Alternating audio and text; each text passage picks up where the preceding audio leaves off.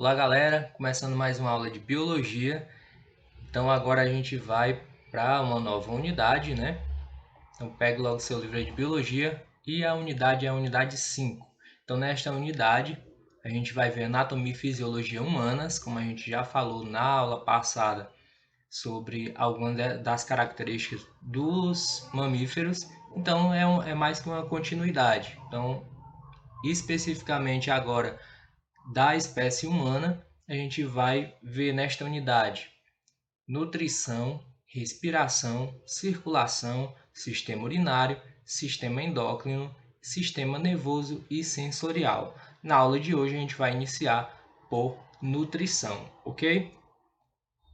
Então, sobre nutrição, a gente tem aí a abertura do capítulo, né, do capítulo 17 sobre nutrição, e a gente já vai começando vendo, tem essa imagem aqui, ó, que está representando o sistema digestório, que é o sistema responsável pela nutrição, e tem aí os componentes do sistema. A gente vai iniciar se atentando para o caminho que o alimento faz. Então, esse caminho você tem que ter ideia, tem que ter na mente aí todo esse caminho, que ele começa onde? O alimento começa aí a sua digestão na boca, faringe, esôfago, estômago, intestino delgado e grosso e liberado aí o que não serve para o corpo através de uma abertura chamada de ânus, ok? E de uma maneira geral, o que seria essa digestão? Então a digestão, ela é, digamos assim, a quebra do alimento em partes menores. Você imagina aí você comendo uma rapadura. A rapadura, na sua maior parte, né, ela é composta de açúcar, de carboidratos. Mas a rapadura não cabe na sua célula. Então, para que a partes menores possam adentrar a célula, é necessário que ocorra a digestão, ok? E essa digestão, ela é feita por esses órgãos. Vamos dar uma olhadinha aqui nessa figura aqui, na figura 17.1, que você observa aí também no seu livro didático. Então, aqui, ó, tem a boca, certo? Então, tem aí os lábios, né? Tem aí essa parte visível, dá para você acompanhar até na sua. Tem os dentes, tem a língua, que com a língua aí você pode fazer várias coisas, né? Mas a gente vai tratar aqui especificamente do que ela faz com o alimento. Ela movimenta o alimento e também ela vai ajudar aí na deglutição, certo? Vai ajudar você a engolir a comida. Além, né, de ela produzir saliva que vai umidificar o alimento que você vai ingerir. Tem ainda aí a faringe, né? A faringe que vai ficar aí atrás das glândulas salivares, certo? Depois da faringe, o esôfago, esse canal aí com cerca de 25 centímetros, certo? O esôfago. Depois do esôfago, vai ter depois do esôfago, vai ter aí o estômago. Aí o detalhe aqui, ó, certo? Você tem aqui o esôfago, né? Aí aqui o alimento e a representação aqui são os movimentos peristálticos. Ó, veja aqui, ó, na figura 14.4 diz assim, ó, contrações peristálticas empurram o alimento ao longo do tubo digestório. Então, esse movimento, certo, de contração vai fazer com que o alimento chegue até o estômago. E esse movimento ele é unidirecional, ele só tem essa direção, certo? Da boca até, digamos assim, da boca até o ânus, esse sentido, certo? A gente vai ver detalhadamente cada um dos órgãos daqui a pouco. Então, fazendo esses movimentos, o alimento chega então ao estômago, ok? Depois do estômago aqui, ó, tem aqui, ó, dois esfíncteres, certo? De abertura daqui, ó, que são como se fosse portas, certo? Aberturas que abrem e fecham, válvulas que abrem e fecham. que vai fazer com que o alimento entre e, no caso aqui, não saia, para que ele faça só nesse sentido. Então, nós temos aqui a cárdia e aqui o piloro, certo? Que são as duas entrada e saída aí do estômago, ok?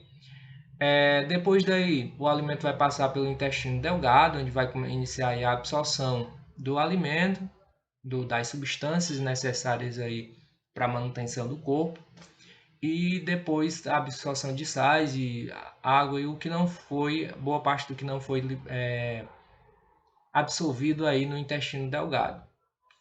Maior parte sais e água, certo? E por fim tem aí a abertura, né, do final do sistema digestório, que é o ânus. Uma abertura que faz com que você libere aí a parte do alimento que você não quer mais, o que não serve para o seu corpo. E nesse caminho todo tem alguns órgãos anexos, alguns órgãos que vão fazer com que seja facilitada essa digestão, que são as glândulas salivares, que está aí na boca, o fígado, esse órgão aqui, ó, que ele também vai produzir algumas substâncias, o pâncreas também, uma glândula que vai produzir algumas substâncias, tais como hormônios, e também a vesícula biliar, que vai aí liberar umas substâncias aí que a gente vai tratar daqui a pouco no alimento para que ele seja melhor digerido. A gente pode dividir a digestão em duas partes, né? A digestão mecânica, dentes e língua. Na digestão mecânica também a gente inclui as contrações peristálticas, ok? E quanto aos dentes e língua, vamos aqui, ó, nessa figurinha aqui, a 17.2, tem a dentição humana aí, de um adulto, né? E também aqui a estrutura de um dente. Aí, o detalhe aqui, vamos falar rapidinho aqui, ó. Tem aqui os dentes da frente são os incisos, certo? Eles vão servir aí para que você, ó, possa cortar alimentos. Tem também aí os caninos, certo? Para rasgar, são mais pontiagudos, serve para rasgar alimentos tais como carne. Tem os pré-molares e molares, que vai servir para triturar os alimentos. Então, geralmente você corta, né? Imagine aí você comendo sei lá, uma barrinha de chocolate, e você dá uma mordida nela, depois você joga logo para uma dos lados aí, para a bochecha, através da língua, né? Coloca lá para um lado, dá uma mastigada, coloca para o outro, e assim vai, ok? Né? Desse jeito? Tá. Vocês sabem que vai fazer isso desde que nasceram, né? Não com dentes. E a outra é a digestão química, que vai aí ser apresentada aí como principais substâncias as enzimas digestivas, que são substâncias que vão acelerar o processo de digestão. Voltando aqui um pouquinho aqui, a parte do dente, ó, tem aqui o esmalte, é isso mesmo, o esmalte do dente vai servir aí, é a parte mais dura do dente, que vai fazer com que o dente seja resistente. Aí tem aí a gengiva, tem também a maxila aqui, que o dente está inserido, e também a polpa do dente, onde vai ter nervos e vasos que vão nutrir o dente, ok? Aí qualquer dúvida sobre isso a gente trata nos momentos posteriores a essa videoaula, ok? Tem aqui nessa imagem aqui o detalhe, essa válvula aqui, ó, essa válvula aqui que é a epiglote, que, como a faringe participa aí do sistema respiratório e também do sistema digestório, então, para que o alimento não caia aqui nas vias aéreas, na traqueia, certo? Então, ó, quando o alimento vem, essa válvulazinha aqui, ó, ela fecha essa abertura, ok? Ó, fechada aqui, ó, o alimento passando. Pode ocorrer que você, por algum motivo, por alguma falha, não dê tempo de fazer essa fechar, né? Então o alimento cair na traqueia, ele vai ser, você vai ter uma resposta de tosse, certo? para que algo que tenha caído aqui na traqueia seja expulso desse canal, ok? Agora a gente vai tratar sobre algumas das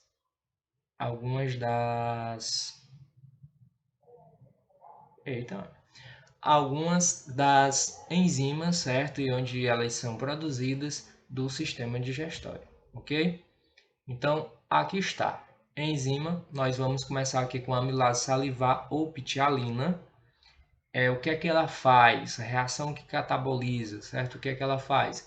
Ela vai aí digerir, quebrar amido e glicogênio em maltose, certo? Molécula grande aí, ó, lá da primeira série, vocês lembram lá, polissacarídeos, amido e glicogênio, né? Lembrando aí, amido, origem vegetal, e glicogênio, origem animal. Ela vai quebrar em moléculas menores, exemplo, a maltose. Onde é que isso ocorre? Na boca. E ela está contida em que? Na saliva.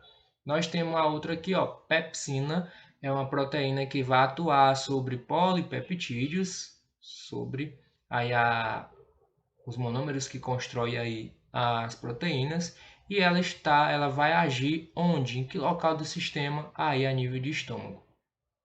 Tem a outra aí, a tripsina e a quimiotripsina, que vão atuar aí sobre polipeptídeos em aminoácido. Veja aqui, ó, lá no estômago foi transformado proteínas em polipeptídeos.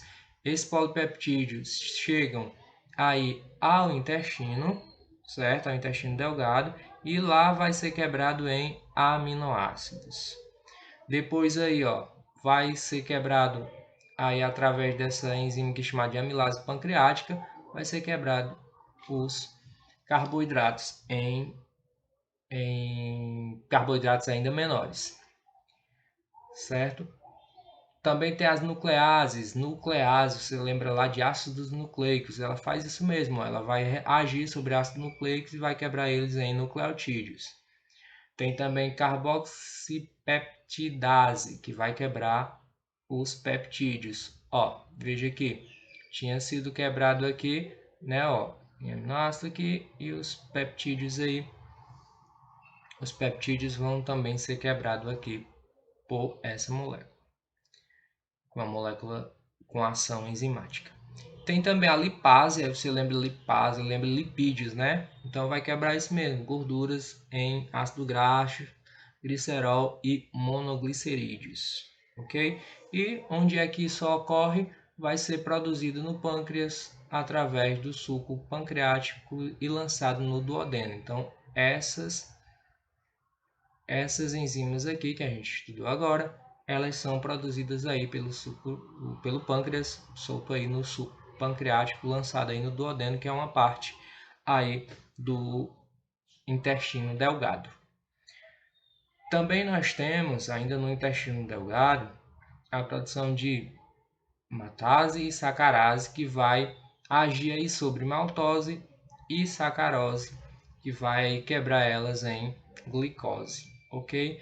Tem também a lactase que vai aí quebrar lactose em monossacarídeos, né? Aqui é um disacarídeo, né? A lactose, ela vai quebrar em glicose e galactose. Tem ainda o aminopeptidases, dipeptidase e tripeptidase, que vai aí agir sobre polipeptídeos, que vai quebrar eles em aminoácidos.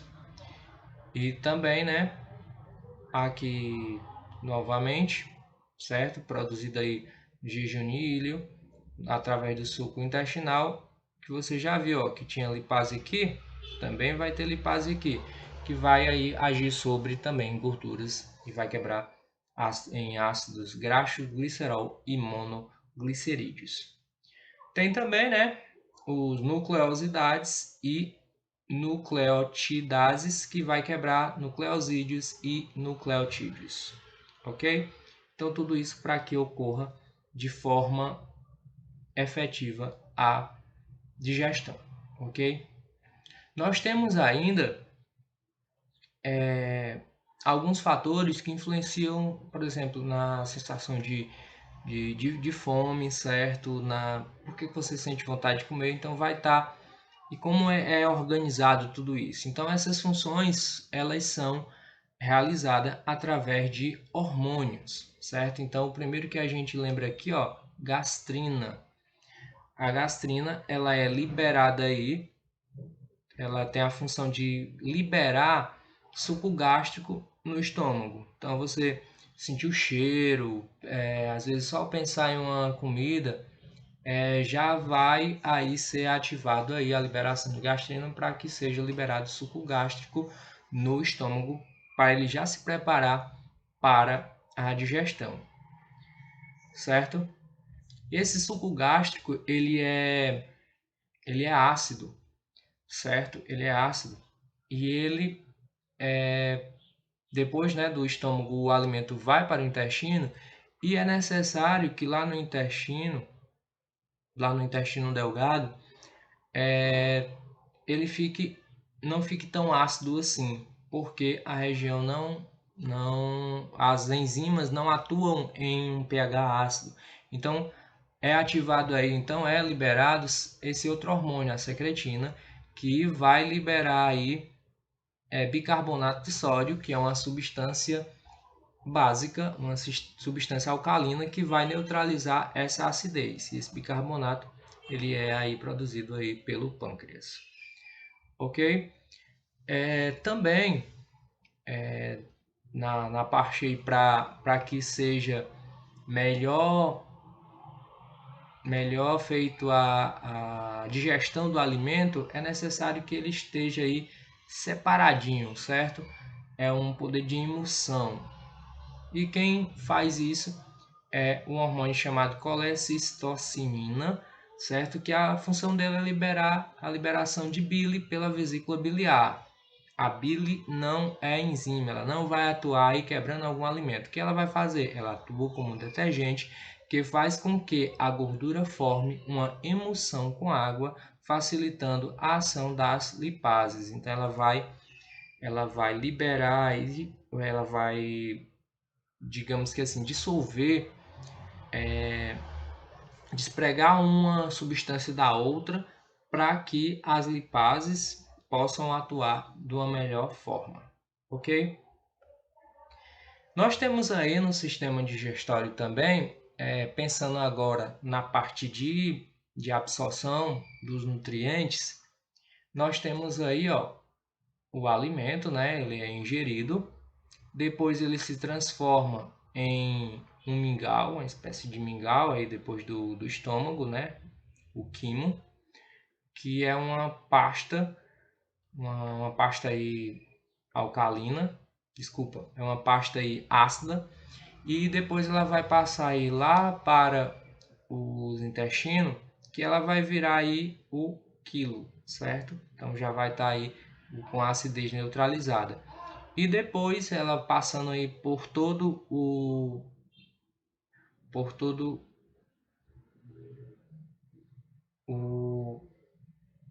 o nome dessa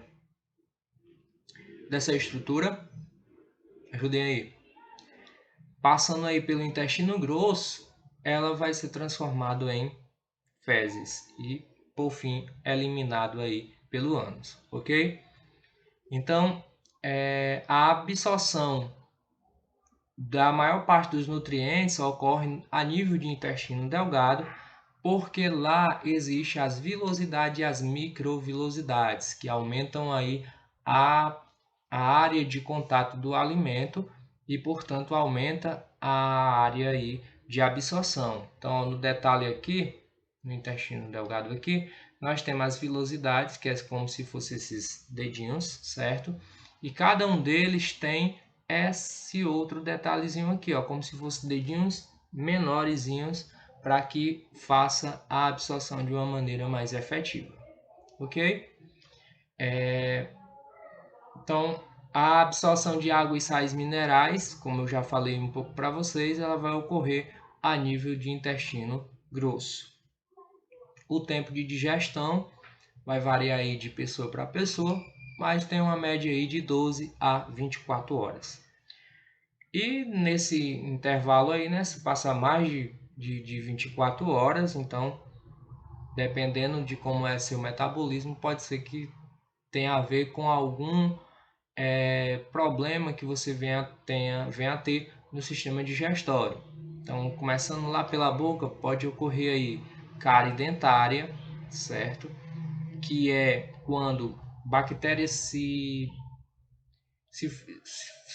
bactérias ficam tipo que comendo alimentos que ficam entre os dentes, tais como principalmente açúcares. Bactérias que já existem na boca, elas se aproveitam desse alimento e criam aí uma placa, pode ser uma placa bacteriana, e ela pode estragar aí o esmalte do dente, criar microfissuras que aos poucos vão danificando.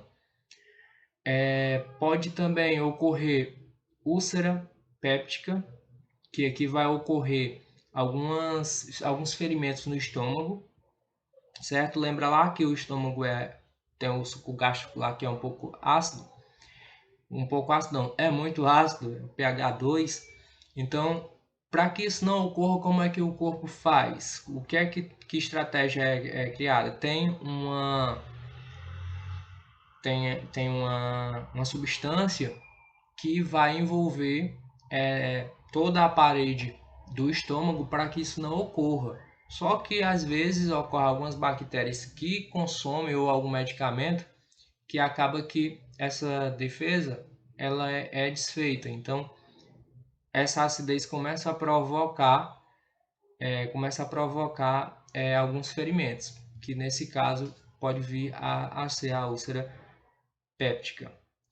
Tem também cálculos biliares, certo? Cálculos biliares. Aí a gente tem aqui, ó, cálculos biliares, nós temos aqui o fígado e aqui a vesícula biliar.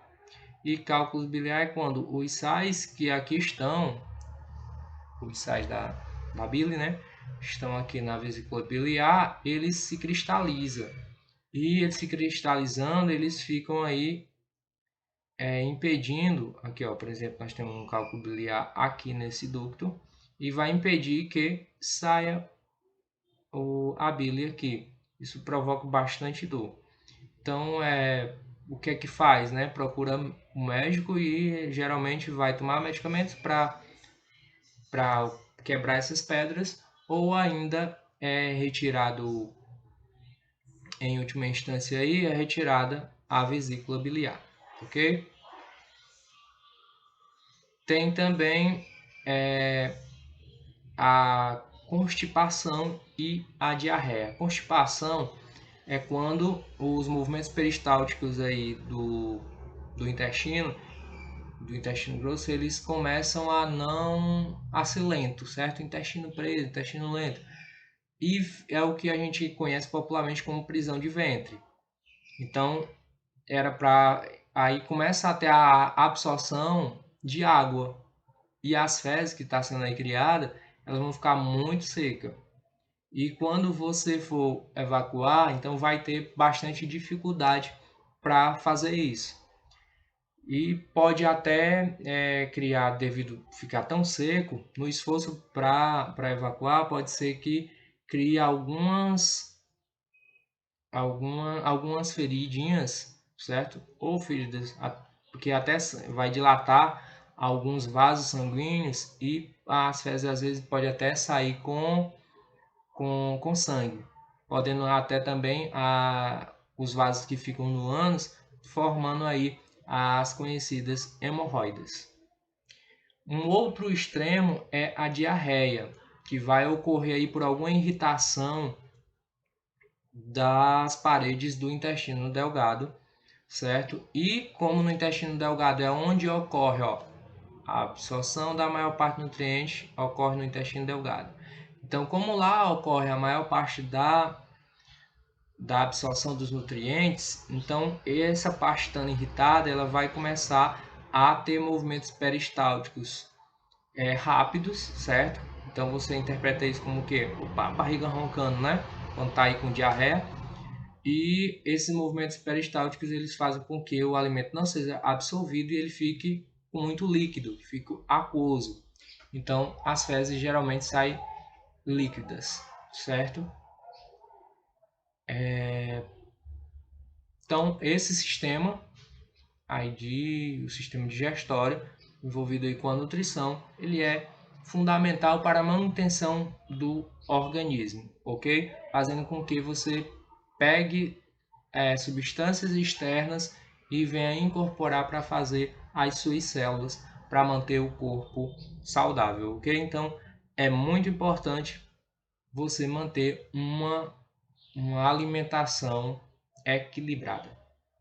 Então por hoje é só, certo? Aí nos próximos encontros a gente conversa mais sobre nutrição. Tchau, até a próxima.